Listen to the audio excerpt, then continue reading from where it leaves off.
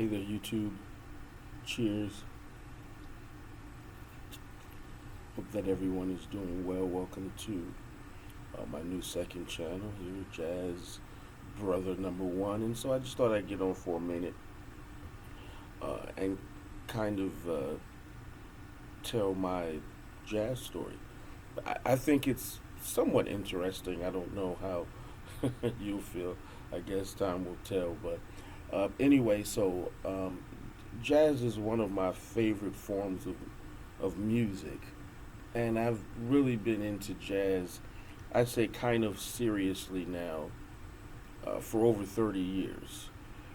Uh, but I came from a house, and this is what makes it, to me, a little bit interesting, is in that I came from a house where jazz music was not a part of the musical landscape there at all. And music was a part of my childhood growing up in the early 70s. My dad didn't really buy a lot of music, and my parents split up when I was maybe 5 or 6 years old. And so I would only see him on the weekends after that. But growing up, my mother didn't buy a whole lot of records. There were some records in the house, probably from when she was a little bit younger.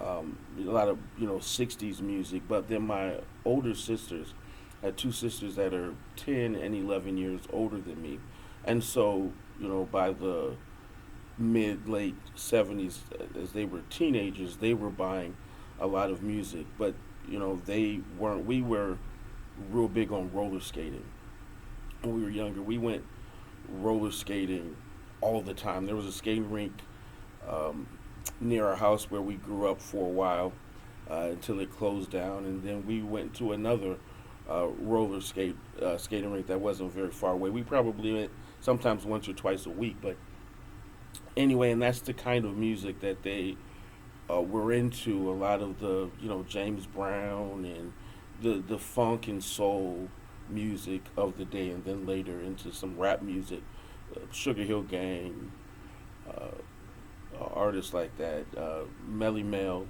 stuff like that is what they would buy in the house. My mother bought two records that I can remember as a young person that were pseudo jazz records. One was Junior Walker and the All Stars, which I consider more pop jazz, and that was in, I don't know, '77 maybe '76. He had an album called Backstreet Boogie. He did a really, I think, a beautiful version of the Rose Royce Group song "Wishing on a Star." So she had that, and then in the early '80s, '81 maybe '80, Leon Huff of Gamble and Huff released a album "Here to Create Music," and there was a real old school jazzy song on there called "I Ain't Jiving, I'm Jamming." She had that on the 45. That's it. So how did I come to have an appreciation for jazz music? And I was really, I should say, I've been a fan of jazz music not just 30 years, as over 30 years in my adulthood, but even in my teenage years, I was a fan of jazz music. And here's how that came to be. So we grew up living in a two-flat apartment building. We lived on the second floor, and the landlord, the person who owned the building, with his brother, lived on the first floor. They were both hard of hearing, and so I'll circle back to that in a minute because it matters. And so they were their names were Claude and Henry, and so Claude owned the building and he took care of everything. Henry was his brother, and Henry liked jazz music, and so I think he probably did this as not to disturb my mother, but he had a music set up in the basement, so two floors down from where we were, and that's where his music room was because I'd seen it before on the few occasions when we went to the basement. Sometimes they'd have parties down there, or we kept our Christmas tree down there. I'd go for that, and my bike was in the basement too, so I would go down there sometimes to get that more than anything else. But anyway, he was so hard of hearing, he turned the music volume up super loud. So when I would get home from school sometimes in the afternoon, he'd be in the basement listening to music. and it was so loud that I could sit on the stairs outside of our apartment and I could hear what he was playing in the basement as if I was in the same room. And before I started doing this, I would walk, coming upstairs home from school. I'd hear the music sometimes and I think, oh, I kind of like that music. But then eventually it captivated me so that I would just sit out in the hall and listen to it. Sometimes an hour or two. I would thank God the stairwell was carpeted. I would sit on the steps, do my homework sometimes, and listen to the music. I didn't know what I was listening to. I didn't know any of the names of the artists. I just knew that I liked this instrumental music that was emanating from the basement. And so as time went on, I gained a greater appreciation for jazz music, and I would sit out in that hallway more and more. I don't know why. It never occurred to me to just say, "Hey, Mr. Whitaker, I really like your music. Do you mind if I sit with you sometimes while you're listening to it, or tell me about what you have?" I never did that. I just listened from afar, and I had no idea what I was listening to. So fast forward to, I don't know, maybe around the year of 1991 or so. I was in my early 20s. I discovered that there's such a thing as used record stores. I had no idea. And I'm living in Chicago, grew up in Chicago. All of the record stores in my neighborhood on the south side sold new records. I didn't know that there was a thing as a used record store. Or even later, that I would learn in my later 20s, after I met my wife and she took me to thrift stores, that thrift stores have good records sometimes. But anyway, so I discovered a thing called used records in the early 90s. So I was going to the used record stores all of the time, once or twice a week. And at some point, maybe, I don't know, 93, 92 or 93, I discovered in which it's called the Bronzeville area. It's been gentrified now, I think, but it was a pretty bad area. At one time, it was a street called King Drive and 47th Street. At one time, that was where a lot of black people lived, and that was the place to be. That was where the original Regal Theater was. But in that little complex where the Regal Theater was, I found a record store that was open, and they sold only jazz.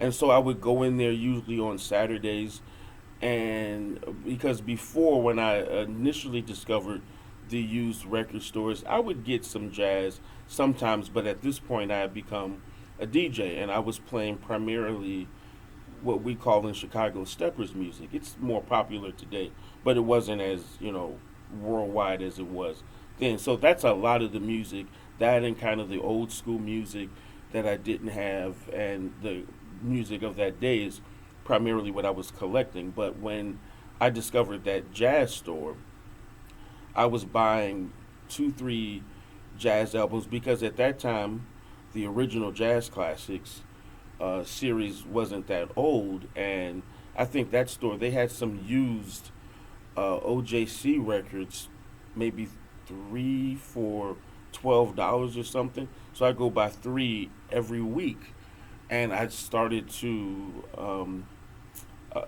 build this jazz collection. And the more I listened and more I learned about all these different artists and all these different instruments beyond Miles Davis. I'm a huge Miles Davis fan, but I was learning about Harold Land and Art Pepper and Jackie McLean, and what became one of my favorites, um, Gene Ammons, and Jack McDuff and Sonny Stitt. I'm expanding my horizons.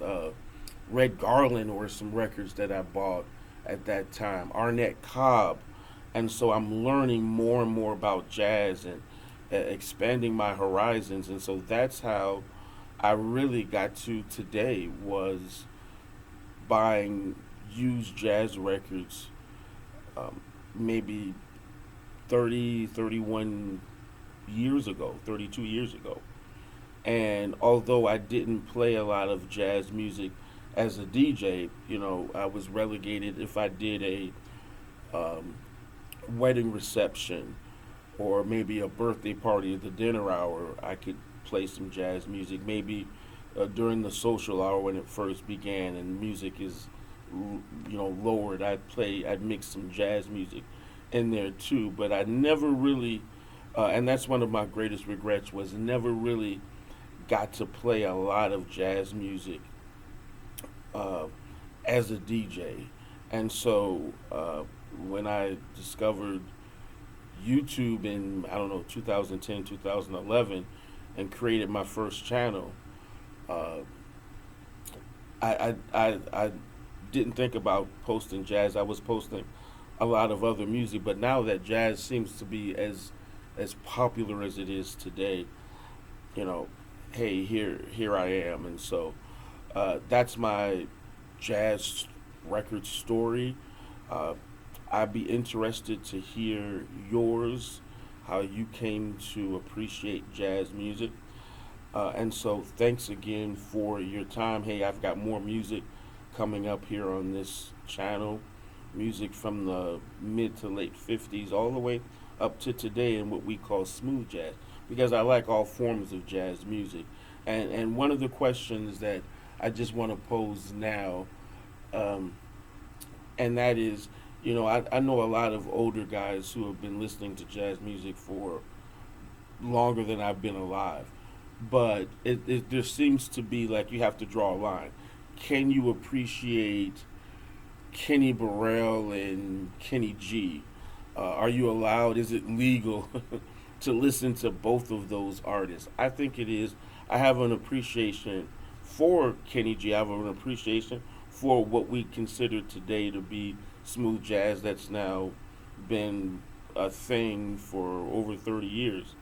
But I'm curious, are you just strictly, jazz of the 50s, 60s, and some of the jazz in the 70s to me, as some of the jazz artists tried to evolve and create disco-y type music, that was a disaster. I don't particularly care for that kind of jazz, but are you a jazz purist, or are you a what I consider a flexible jazz fan, meaning you like both?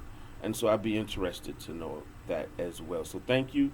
I encourage you, if you like this content, continue to come back and listen to some of the music, chime in, maybe even leave some comments of your own. Thank you, and God bless you. Have a wonderful and blessed day.